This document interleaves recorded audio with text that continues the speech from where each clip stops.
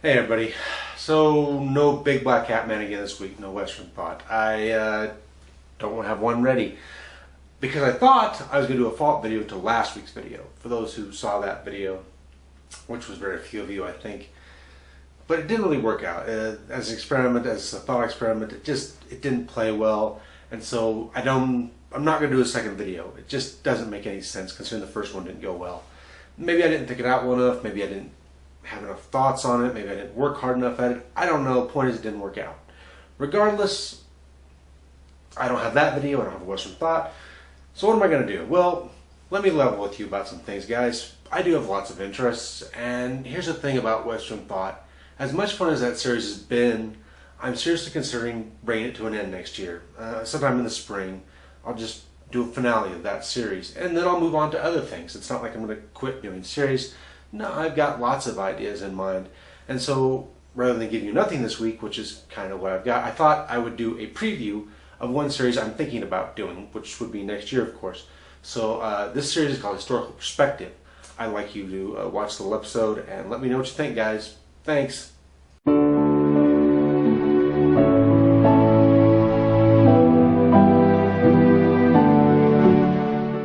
Ah, Columbus Day, that fine holiday will soon be upon us.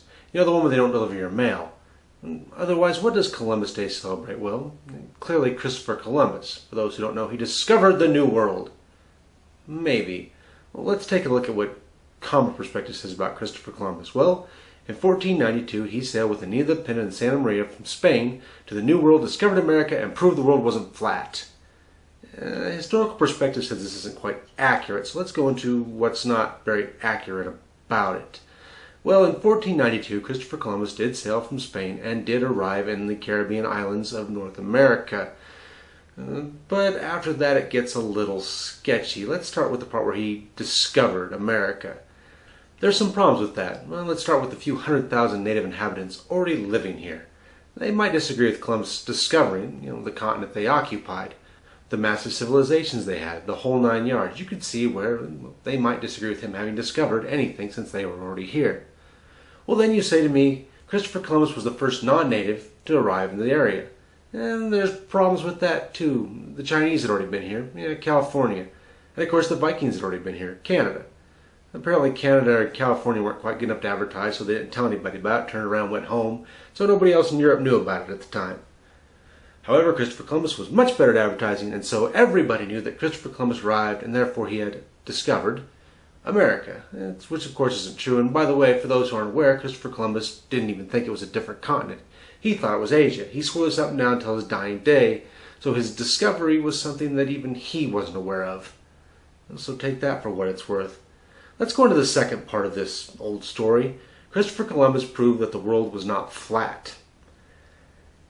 Boy, does this one have a lot of problems. First of all, people in that era didn't think the world was flat. Well, maybe your common peasant who didn't have a proper education other than farming, maybe he thought it was flat, not able to comprehend the idea of standing on a round earth.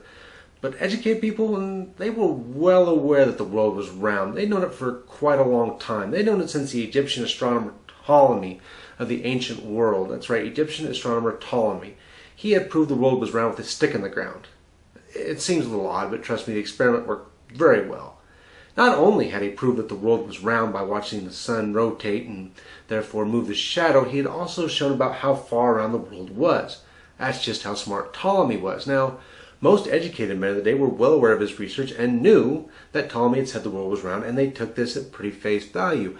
They also took the distance around the world that he had estimated and had worked on that and found it to be pretty accurate, and they had come with some pretty accurate estimations themselves. So when Christopher Columbus said he wanted to sail west from Europe to Asia, this is where people had their problems. You see, they knew how far the world was around, they knew how far it was to Asia going east, so therefore they knew how far it was going west. Going west, it was too far. You could not, in that era, sail a ship that distance without stopping for resupply, water, food, those minor things, and get to where you were going without dying.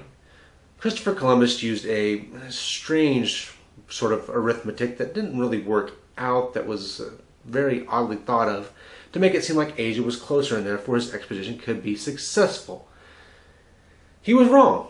Let's be honest with it, Christopher Columbus was wrong. Had there not been anything in between Asia and Europe, he would have died at sea. If you need any proof that most people thought he was going to die at sea, the Nina, the Pinta, and the Santa Maria were barely seaworthy vessels. The Spanish basically sent him out with some of the oldest, cruddiest vessels they had in their fleet, not expecting Christopher Columbus to ever return because Asia was too far away. Columbus was wrong. Columbus was very wrong. In fact, America was almost too far. His crew was on the edge of mutiny when they finally found dry land. So yeah, Christopher Columbus did not prove that the world was round. Educated people were already aware of this. And let's think about that just a touch more critically.